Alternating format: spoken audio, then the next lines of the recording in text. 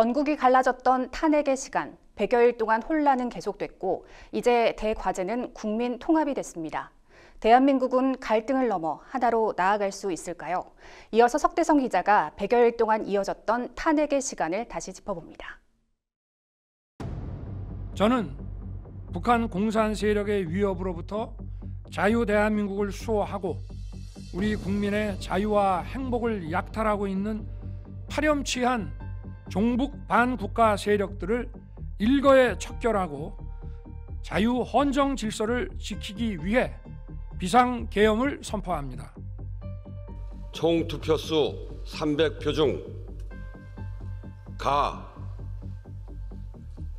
204표,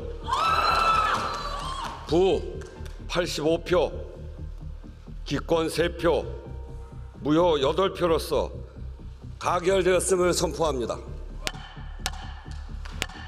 오늘 우리 국회는 윤석열 대통령 탄핵소추안을 가결했습니다.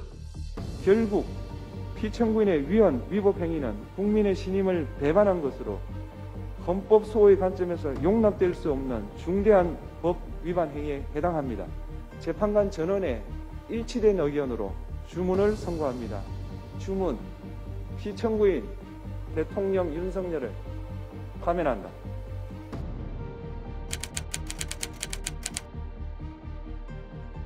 계엄 선포로부터 123일, 탄핵소추안 가결로부터 111일, 100여일의 시간 동안 대한민국 국정시계는 멈췄고 경제와 민생은 도탄에 빠졌습니다. 지난해 12월 3일 윤석열 대통령의 비상계엄 선포는 현대사에 던져진 하나의 폭탄과도 같았습니다. 전국적 충격을 부르며 대한민국은 정치적 경랑에 빠집니다. 이어진 새벽, 국회는 계엄 해제를 요구했고 대통령은 곧바로 이를 수용합니다. 그러나 전국 지형은 이미 회복할 수 없게 갈라진 상태.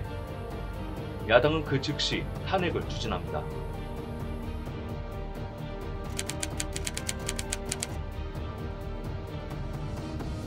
(12월 14일) 국회를 통과한 탄핵소추안. 이후 법원은 윤 대통령 체포영장을 발부했고 이틀 뒤엔 구속영장도 발부합니다. 대통령 경호처대 경찰과 고위공직자 범죄수사처의 대치. 헌정사 최초의 대통령 체포라는 충격적 장면도 펼쳐졌습니다.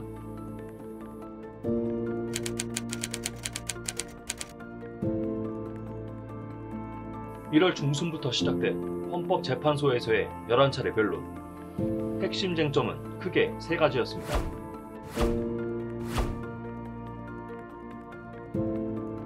1, 2차 변론에선 소추 사유와 관련한 양측의 입장 발표가 핵심이 됐고 3차 변론부터는 윤 대통령이 재판에 직접 자리합니다.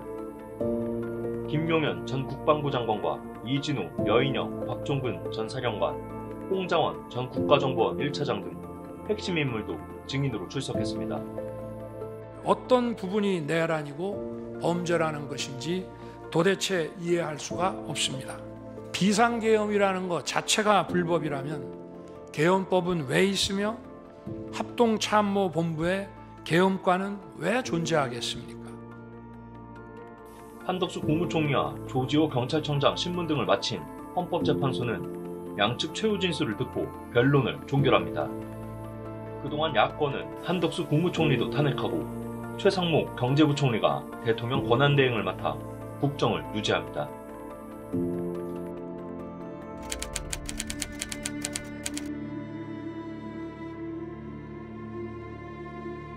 윤 대통령은 서울중앙지법의 구속취소 청구 인용으로 석방되지만 헌법재판소는 심리와 판결을 이어갑니다. 헌법재판관 8인이 치열하게 법리를 검토하는 동안 국민은 응원봉과 태극기를 들고 광화문과 한남동, 종로와 여의도 등 거리로 나와 극한 대치를 벌였습니다. 국정시계가 멈춘 동안에는 서울지법 난동사태, 전남 무안공항 참사, 공군 전투기의 포천 민가 오폭사고, 대형 싱크홀 사고, 영남 대형 산불, 주가와 경제 성장률 하락 등 연이은 재난과 위기가 곳곳을 뒤흔들었습니다.